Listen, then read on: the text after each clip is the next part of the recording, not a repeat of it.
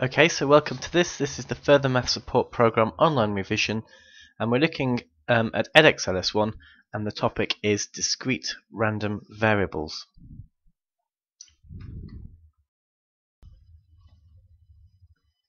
So, things you need to get your head around with discrete random variables. You need to understand the concepts of them. So we're talking there about sums of probabilities adding up to 1, and using that fact to enable us to do problems in terms of finding constants.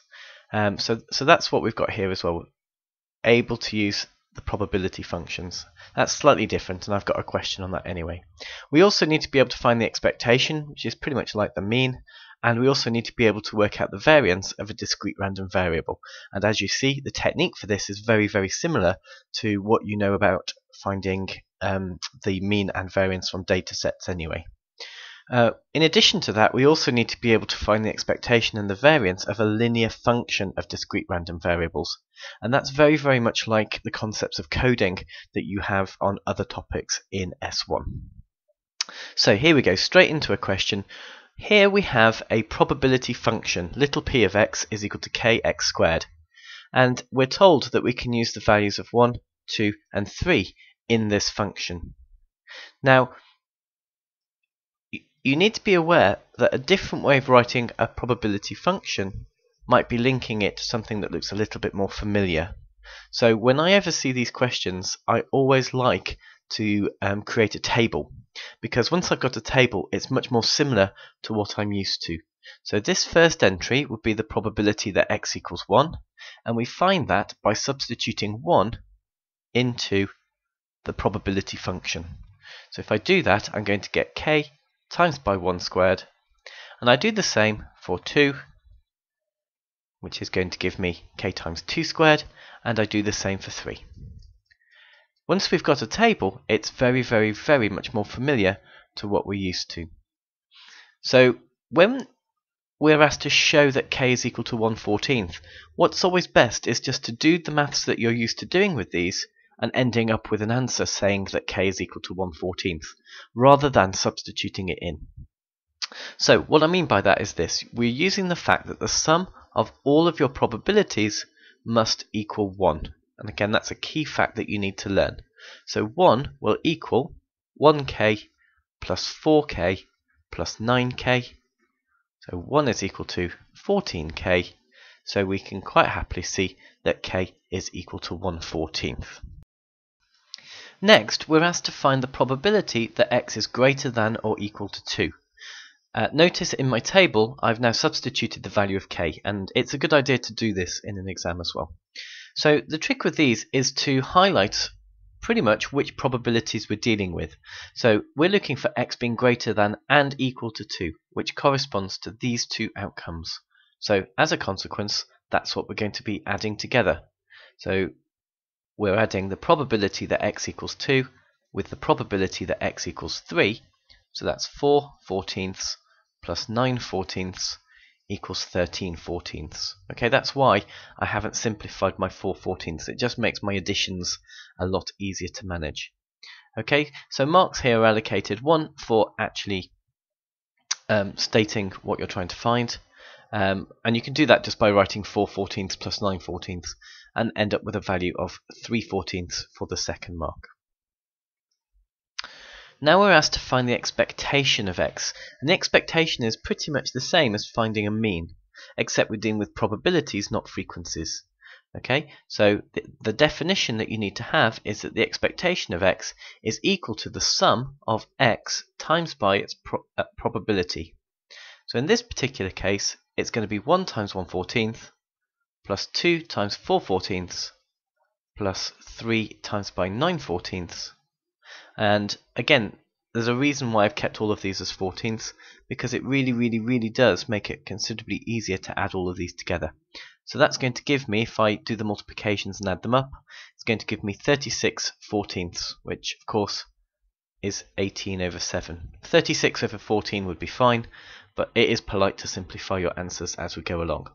So again, you get 1 method mark for using the expectation formula, so please do write it down just in case you make a numerical slip, and then your accuracy is for getting the final answer in any form. We're then asked to work out the variance, and in this case we've got a function, a linear function of x. So the first thing we need to be aware of is we need to be able to find variance of x. So there are two concepts we need to sort of stick together here. The first one is finding the variance of x. Okay, so I'll do that on the bottom left. So the variance of x, there is a formula, and it says this: it's the expectation of the squares minus the square of the expectations. So to work this out, I do need to work out the expectation of my squares. So to do that, it's a very similar idea to e of x, except we're going to have the sum of x squared multiplied by their respective probabilities. So in this case, it's going to be 1 squared times by 1/14 plus 2 squared times by 4/14 plus 3 squared times by 9/14. And again, if you add all of that together, okay, we end up with 98/14. So that's my expected value of x. So now I can work out that the variance of x is going to be e of x squared, which was the 98 out of 14 we've just calculated, minus the expected value, so that's 18/7, squared. And again, please remember the square, that's quite important.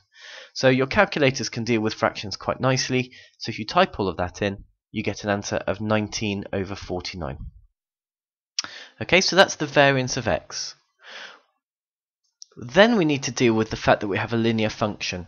So I'm going to do that in a different colour so we can see what's going on with that. So there's a formula that we need, and I'm going to write it at the top, and it's the fact that the variance of a linear function, ax plus b, is equal to a squared times the variance of x. Okay, so my advice is, when you come to this question, just let me know what a is, let me know what b is, and then everything will be fine. So we've got the variance of 1 minus x, so a is the coefficient of x, which is -1, b is the constant, which is 1. So to work this out, this is going to give me a squared times by the variance of x. You get a mark for recognizing that. So that's just going to be the variance of x, because remember, any number squared is always equal to 1. So the variance of this will, in fact, just be 19/49. So there's quite a lot of work that you need to do here. You get 3 method marks and then an accuracy mark. So you only get 1 mark for the answer, but you get 1 mark for successfully working out the expectation of the squares. You get 1 mark for working out the variance, and then you get 1 mark for applying the linear function rule appropriately. So the second question I want to look at to start off with is quite similar. A lot of these questions are, but it's only worth 1 mark, and it's a show that question. Now, to do this, we're just going to apply the same principle. So I know that the sum of all probabilities must equal 1. So therefore, k plus 2k plus 3k plus 4k must equal 1. We can clearly see then that that's 10k equals 1, so k equals 1/10. And if you wish to just make sure you've answered the question, you can then write that that equals 0.1. And then the rest of the questions are quite similar. The difference here, however, is they've kind of built things up as they go along. So again, I suggest with all of these questions that you apply the formula. So again, we're looking at the sum of x times by the probability of x equaling a specific value. So it's going to be 1 times 0.1 plus 2 times by 0.2 plus 3 times by 0.3 plus 4 times by 0.4. And if you evaluate all of that, that's going to give you a value of 3. Now, if we just see 3, clearly you're going to get the mark. But if you make a numerical error, you'll get nothing. So it's a good idea always to make sure that you are writing what you're doing. So again, moving on to the expectation of the squares, that's going to be x squared times by its probability plus x squared times by its probability, and so on. So it's going to be 3 squared times by 0.3 and 4 squared times by 0.4. And again, if you work all of that out, that will give you a value of 10. So you get 1 mark, as I say, for using the expectation of squares formula correctly, and then you get 1 mark for actually getting the correct answer. Now for part D, again, we're using the combination the fact that the variance of ax plus b is equal to a squared, the variance of x. We just now need to work out the variance of x, which is fine because we've seen that before. The variance of x is the expectation of the squares minus the squares of the expectation. So actually you can miss the brackets and just, like you would for sine squared, just put it after the e, up to you. So this is going to give me 10 minus 3 squared. Can I advise you please to continue to write it as 3 squared? It's just one of those things that makes it easy to look for method and things like that. So we get 1. So now we can use the linear function variable. So a would equal, in this case, minus 5 because it's the coefficient of x. If we look here, b is equal to 2, which I don't need, but it is worth just consciously making sure you're happy with it. So what we can say is that the variance of 2 minus 5x must be the same as minus 5 squared times by the variance of x. So that's the same as 25 times by the variance of x, which is 1. So that gives me 25. So here we only get 3 marks for pretty much the same thing. And that's because they've split it up and asked you to find the expectation of x squared first. So you get a method mark for using the variance formula, you get a method mark for correctly using this formula, and then an accuracy mark at the end. And this question then got a little bit more entertaining, because then we're asked to show that there were 2 independent, and we know in statistics that that is quite a crucial word, and we have to show that the probability of x1 plus x2 equals 4 is 0.1. So to do this, we need to understand what it's asking us to work out. So it's asking us to effectively imagine this is an experiment, so a 4-sided die maybe, and you're going to roll it twice and look at the sum of the scores. So with these questions, it's always a good idea just to think about what can happen. So I want a score of 4, so that could be a 1 and then a 3, or it could be a 2 and then a 2, or it could be a 3 and then a 1. And because they're different distributions, 1 and a 3 and 3 and a 1 are most definitely different outcomes. So we do need to consider them and make sure we include both of them in what we're doing. So really, we can rewrite this statement as the probability of getting a 1 and then a 3. Now the reason I can multiply is because the events are independent. Okay, so we can get away with that. Or, so we're using the additive rule here, the probability of x1 equaling 2 times by the probability of x2 equals 2, or the probability of x1 is equal to 3 times by the probability that x2 is equal to 3. So once we see that, we know that you're very, very close to getting full marks. Now, it's only worth 2 marks anyway. However, it's worth making sure you can get every single mark on the page. So this is going to give me 0.1 times by 0.3 plus 0.2 times by 0.2 plus 0.3 times by 0.1. And that, if you calculate that, will give you the 0.1. And there is sufficient working out there to demonstrate that you've worked it out properly. So that's actually not so bad, as long as you understand what it is you're being asked. We're then asked to complete a probability distribution table, and again you get 2 marks for this. And how this one's marked is you get what are called independent marks.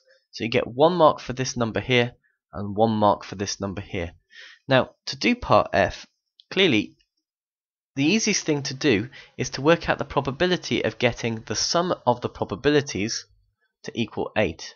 The reason is that can only actually happen in one way, and that is getting a 4 on the first and then a 4 on the second.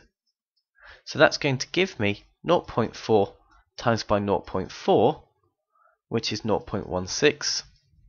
So I can fill that in on my table. Okay, and then we can use the fact that all of the probabilities must add up to 1.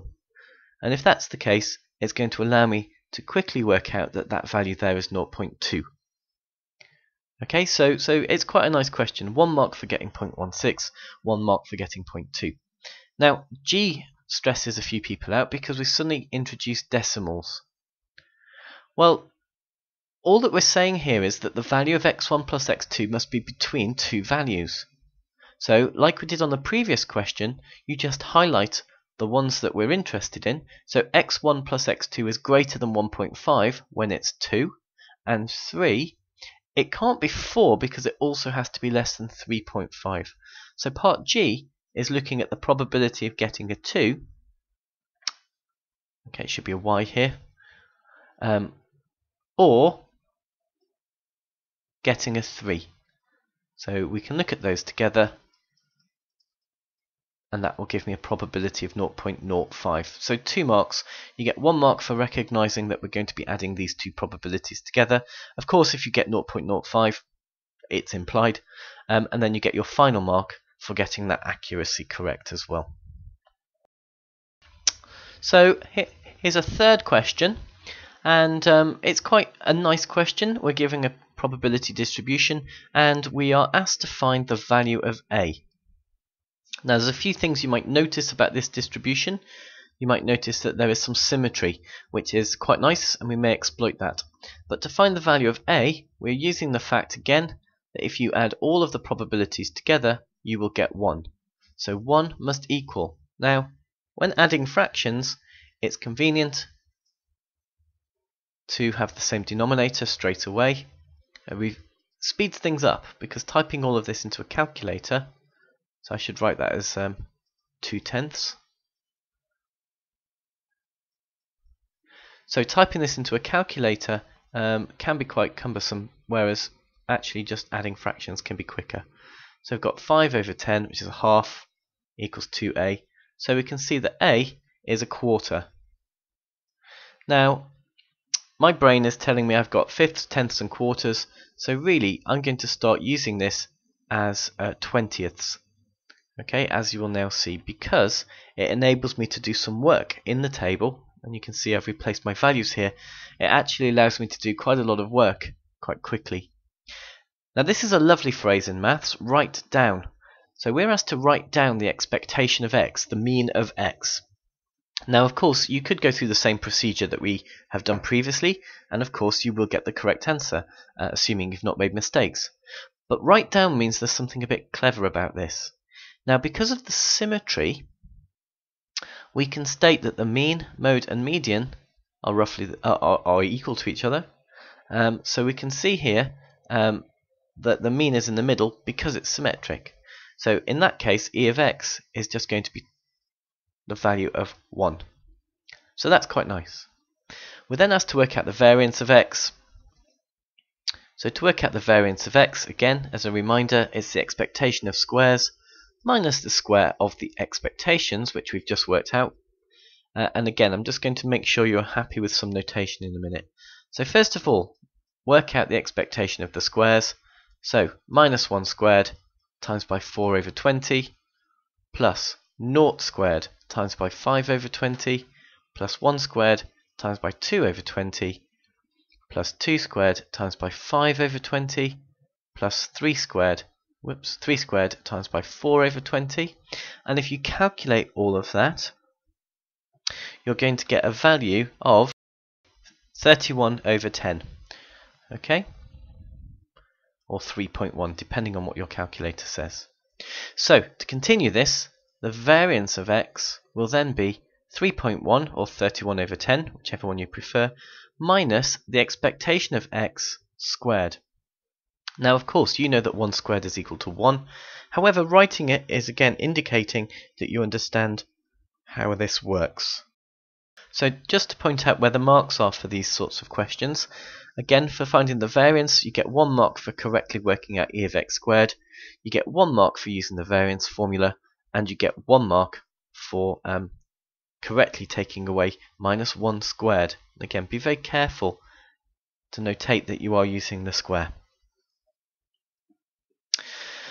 So then it continues, as a lot of these questions do, into dealing with a linear function. So again, it's all about making sure that you write this and use the appropriate formulae. So the variance of y can be expressed as the variance of 6 minus 2x.